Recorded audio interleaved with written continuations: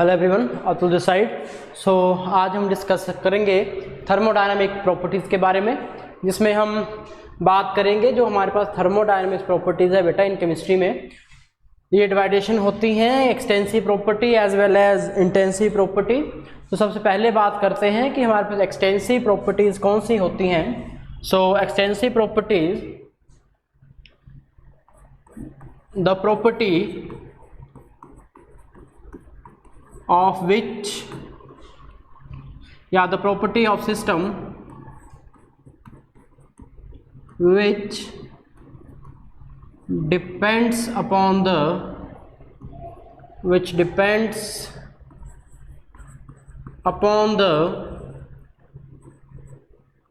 quantity और size, यहाँ आप बोल सकते हैं mass of matter of the system is called extensive properties। तो बेटा एक्सटेंसिव प्रॉपर्टीज हमारे पास क्या है? एक्सटेंसिव प्रॉपर्टीज हमारे पास है ऐसी प्रॉपर्टी या सिस्टम की ऐसी प्रॉपर्टी जो डिपेंड करती हैं किसके ऊपर? मैटर की क्वांटिटी के ऊपर, साइज के ऊपर या उसके मास के ऊपर। ऐसी प्रॉपर्टीज को हम कहते हैं एक्सटेंसिव प्रॉपर्टीज। और एक्सटेंसिव प्रॉपर्टीज में अगर हम एग्जांपल्स की बात करें तो इसमें हम सबसे पहले बात करते हैं, अगर हम एग्जांपल्स की बात करें तो बहुत से ऐसे एग्जांपल हैं जो एक्सटेंसिव प्रॉपर्टीज़ में आते हैं और ऐसे बहुत से एग्जांपल हैं जो इंटेंसिव प्रॉपर्टीज़ में आते हैं। बट हम बात कर रहे हैं पहले एक्सटेंसिव प्रॉपर्टीज, तो हम एग्जांपल देखते हैं एक्सटेंसिव प्रॉपर्टीज में। जिसमें सबसे पहले अगर मैं बात करूं यहाँ पे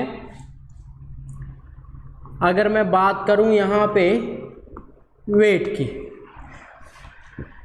कि क्या हमारे पास वेट एग्जाम्पल है एक्सटेंसिव प्रॉपर्टी का। वो एक्सटेंसिव प्रॉपर्टी का एग्जाम्पल तो है, बट वो कैसे है हर एक एग्जाम्पल को हम डिटेल में समझेंगे, हर एक एग्जाम्पल की एक्सप्लेनेशन देखेंगे। अगर वेट की बात करें तो वेट की बात का मतलब है कि ये डिपेंड कर रहा है किसके ऊपर।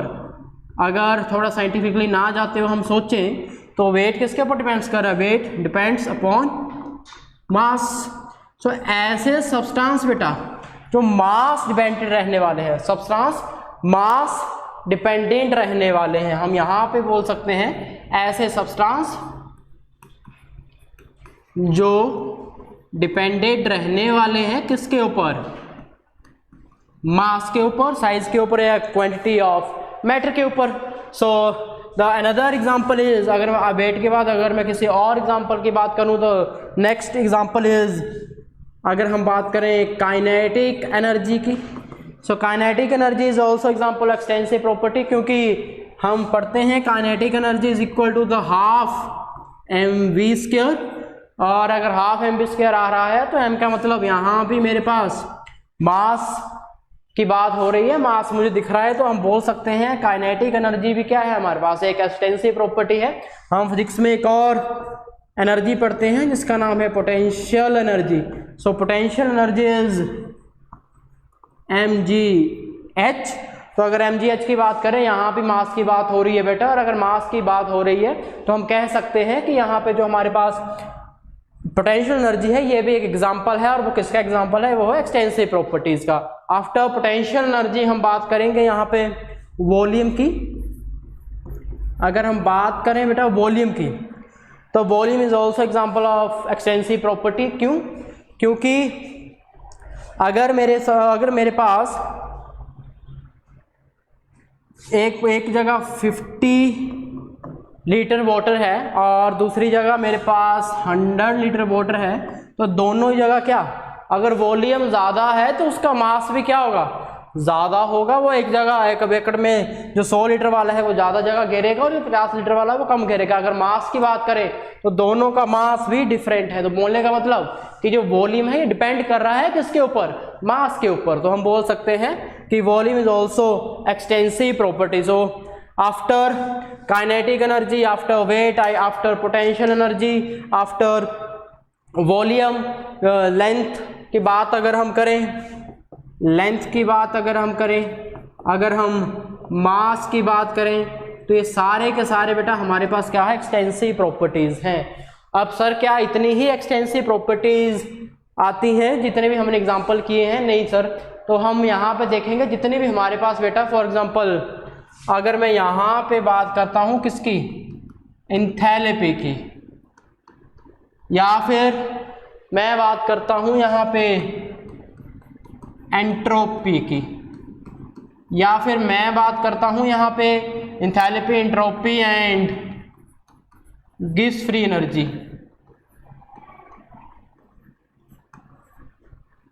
एंथैल्पी हो गया, एंट्रोपी हो गया और गिब्स फ्री एनर्जी हो गया। साथ में हम बात कर सकते हैं एक और एनर्जी, इसका नाम है हमारे पास इंटरनल एनर्जी, इंटरनल एनर्जी। और इन थर्मोडायनामिक्स हम एक एक चारों की चारों एनर्जीज को देखेंगे कि एंथैल्पी क्या है, एंट्रोपी क्या है, इंटरनल एनर्जी क्या है, हमारे पास गिब्स फ्री एनर्जी क्या है। और ये बहुत इंपॉर्टेंट है, on the basis of NEET या जेई डायरेक्ट क्वेश्चंस आते हैं हमारे पास एंट्रोपी से। एंट्रोपी बहुत इंपॉर्टेंट है बेटा, ऑल्सो गिब्स फ्री एनर्जी, इस बार भी यहाँ से क्वेश्चन आया था। सो अब हम बात करते हैं कि जो मैंने लिखा enthalpy, entropy, Gibbs free energy and internal energies, so important terms है बेटा ये, all the are important terms on the basis of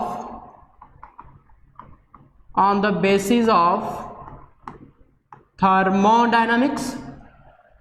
तो जो हमारे पास बेटा एंथैल्पी है, एंट्रोपी है, गिब्स फ्री एनर्जी है या इंटरनल एनर्जी है, सारी की सारी ऑल थर्मोडायनामिक जितने भी मैंने ये इंपॉर्टेंट टर्म्स लिखी हैं, ये सारी की सारी बेटा हमारे पास क्या है, एक्सटेंसिव है। ये सारी की सारी क्या है बेटा हमारे पास एक्सटेंसिव है। जितनी भी हमने प्रॉपर्टीज लिखी हैं ये सारी की सारी क्या है, एक्सटेंसिव है। तो बोलने का मतलब कि enthalpy, entropy, Gibbs free energy, internal energy, ये सारी की सारी किस प्रॉपर्टीज के एग्जांपल है, तो यह है एक्सटेंसिव प्रॉपर्टीज। सो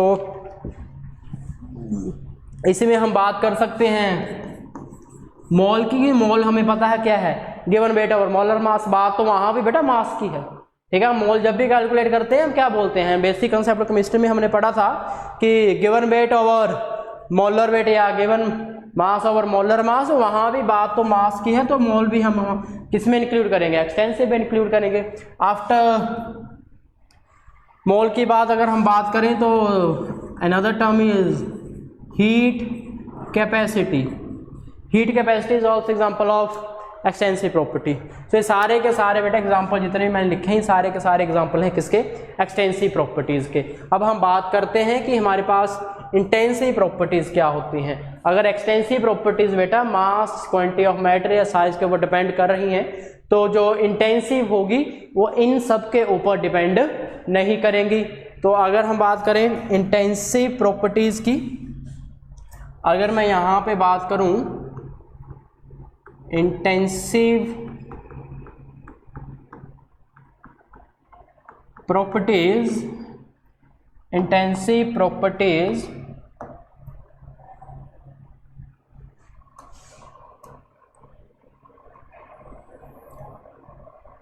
तो बेटा अगर हम यहाँ पे बात करते हैं इंटेंसिव प्रॉपर्टीज की, तो इंटेंसिव प्रॉपर्टीज में हम क्या बोल सकते हैं, इंटेंसिव प्रॉपर्टीज में हम बात कर सकते हैं कि a property of system which does not depends upon the किसके ऊपर, quantity of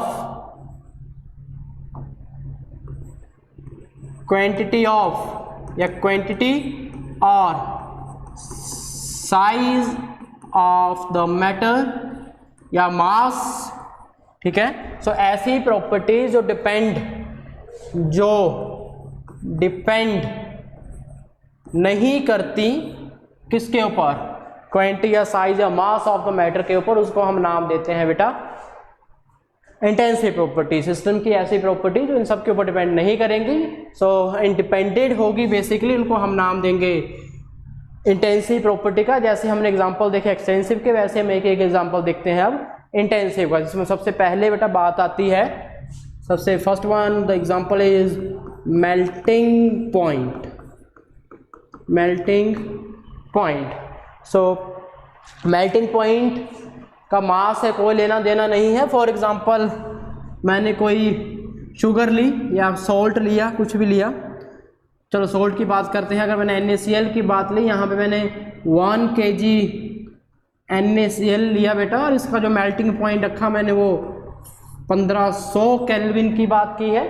और अगर इसी के साथ सेम सोल्ट मैंने लिया इन टर्म्स ऑफ 500 ग्राम, तो यहाँ पे भी जो टेम्परेचर है वो सेम ही रहने वाला है। मतलब इस मास का कोई इम्पैक्ट नहीं पड़ा बेटा किसके ऊपर, इसके मेल्टिंग पॉइंट के ऊपर।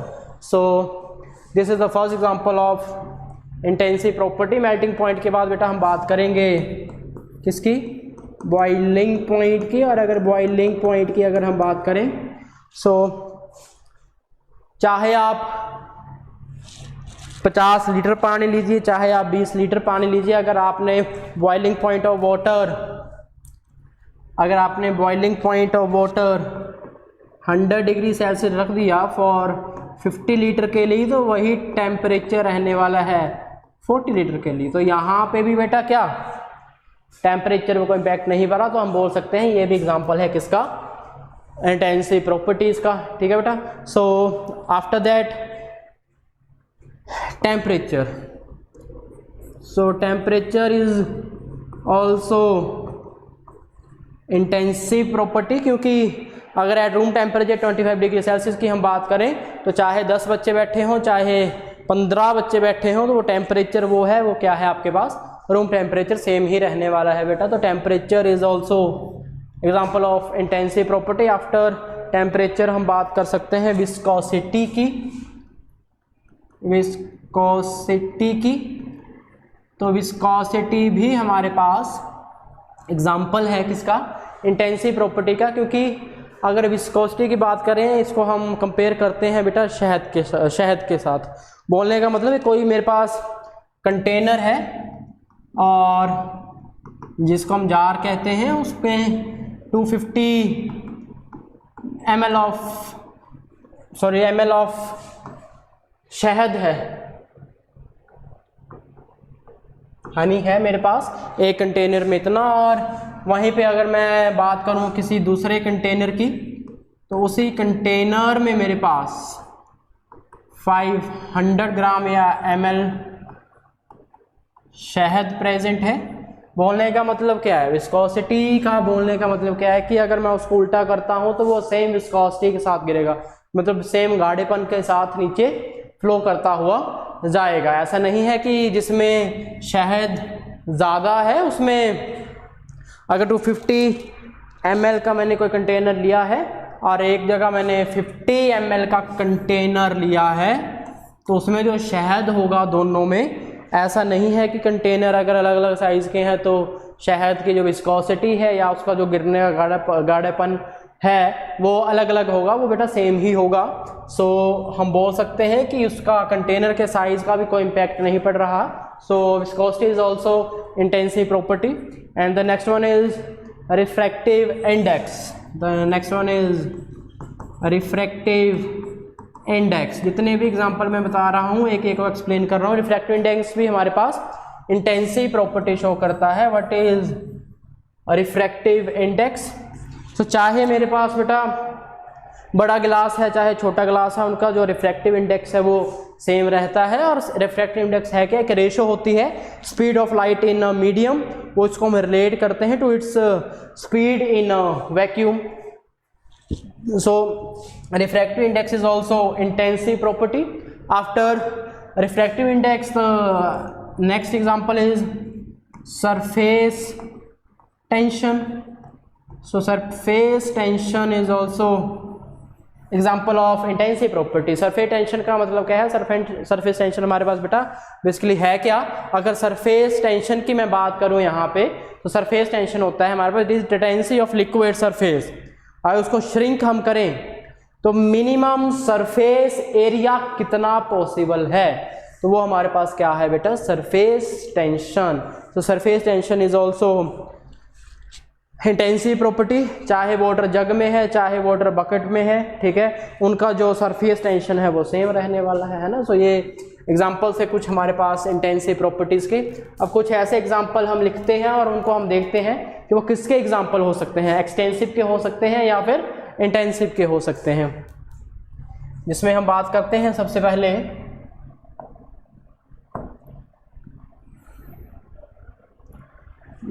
हम बात करते हैं सबसे पहले if an extensive property is represented as, बोलने का मतलब जो हमारे पास एक्सटेंसिव प्रॉपर्टी है अगर उनको हम लिखें कैसे, अगर हम उनको लिखें per unit mass per unit volume per unit area, तो वो जितने भी होंगे एक्सटेंसिव प्रॉपर्टीज, अगर extensive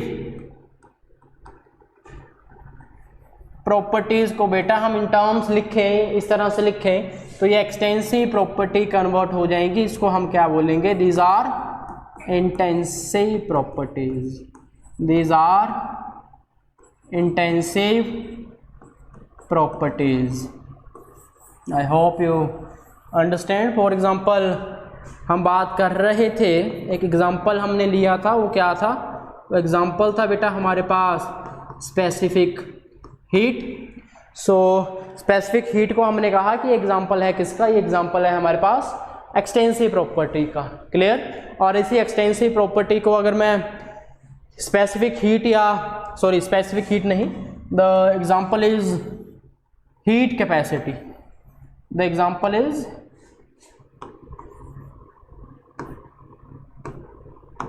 heat capacity, the example is heat capacity। अब इस हीट कैपेसिटी को अगर मैंने पर यूनिट मास के हिसाब से लिखना है, इसे हीट कैपेसिटी को बेटा अगर मैंने मास के हिसाब से लिखना है तो मैं क्या लिखूंगा, the heat capacity equal to, या पर यूनिट मास के हिसाब से हीट कैपेसिटी ओवर मास, तो इनको मैं क्या बोलूँगा, heat capacity is extensive and mass is also extensive.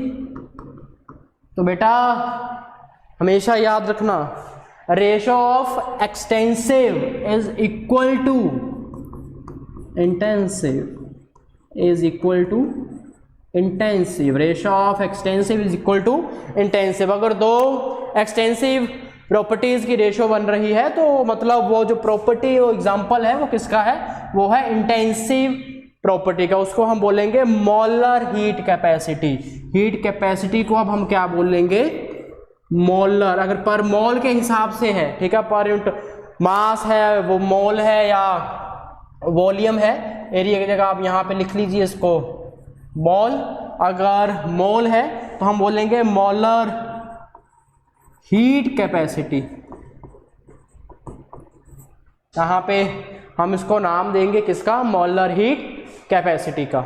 So heat capacity को अगर in terms of ratio extensive की बनती है बेटा तो वो हमेशा इक्वल होती है इंटेंसिव के। ऐसे ही हम एग्जांपल लेंगे किसका, डेंसिटी। डेंसिटी हम केमिस्ट्री में भी पढ़ते हैं और फिजिक्स में भी पढ़ते हैं, density. So density is mass over volume, density is mass over volume. So mass is also extensive, volume is also extensive. तो दो एक्सटेंसिव प्रॉपर्टी बेटा बन जाएंगी इंटेंसिव, दो एक्सटेंसिव प्रॉपर्टीज कॉल्ड इंटेंसिव। और इसके बाद हमने जितने भी थर्मोडायनेमिक टर्म्स पढ़ी थी, enthalpy, entropy, Gibbs free energy, वो सारी की सारी क्या थी बेटा, वो एक्सटेंसिव थी, ठीक है। लेकिन इन टर्म्स ऑफ मोल अगर मैं लिखूं, फॉर एग्जांपल हमने कहा एंथैल्पी, तो एंथैल्पी को हमने कहा था कि वो क्या है बेटा, वो है एक्सटेंसिव। बट अगर इसी एंथैल्पी को मैं कहूँ क्या, मोलर एंथैल्पी, मोलर पर मोल की जहाँ बात आ जाए तो वो बन जाएगी इंटेंसिव, वो बन जाएगी इंटेंसिव। ऐसे ही हम बात करेंगे एंट्रोपी की बेटा। तो एंट्रोपी क्या है? एक्सटेंसिव, बट मोलर एंट्रोपी क्या बन जाएगी? Is intensive. So I hope ये सब आपको समझ आया होगा। तो प्रॉपर्टी, थर्मोडायनेमिक प्रॉपर्टीज़ के बारे में, एक एक्सटेंसिव प्रॉपर्टी, एक इंटेंसिव प्रॉपर्टी, जिसको हमने विद एग्जांपल्स देखा। और अगर कहीं रेशो आती है या per unit volume, per unit volume, per unit mole की अगर हम बात करें, तो ऐसी प्रॉपर्टी जहाँ पे पर मोल की बात आ जाए वो भी इंटेंसिव, और ऐसी प्रॉपर्टी जहाँ पे रेशो आ जाए किसकी? Extensive over extensive is equal to the intensive. ठीक है जी। So this is all about the thermodynamic property. I hope कि आपको ये समझ आ गई होंगी। और इसके बाद हम बात करेंगे पाथ फंक्शन की या स्टेट फंक्शन की, कि हमारे पास पाथ फंक्शन क्या होता है जिसमें पाथ प्रेजेंट हो, और अगर स्टेट फंक्शन की तो वहाँ पे हम पाथ को फॉलो नहीं करते, direct initial to final position की बात करते हैं, बट उनकी बात हम करेंगे नेक्स्ट लेक्चर में। सो आज के लिए इतना ही। आई होप कि आपको ये सब समझ आया होगा। So today is enough. So thank you so much.